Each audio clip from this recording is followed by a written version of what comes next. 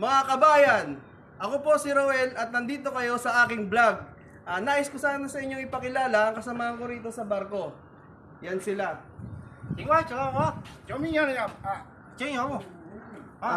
Mga kaibigan, first time ko nakasama ng mga Chinese, and then kasama po natin ang may-ari ng shipyard dito na si Mr. Adel. Sir Adel, ano po ba masasabi niyo sa inyong shipyard ngayon? Ang laki ng pagsisisi ko. Dati, yung nakikita nyo na shipyard, dati sa akin yan. Kaso nga lang, natalo ako sa bisyo dahil sa online sabong na yan. Kaya sir, Rapitol po. Tulungan nyo naman ako. Gusto kong mabawi itong shipyard ko. Paano ba manalo sa online sabong? Kung hindi na kaya, kahit may kalahati lang sir Tulpo. Grabe ng paghihirap ko.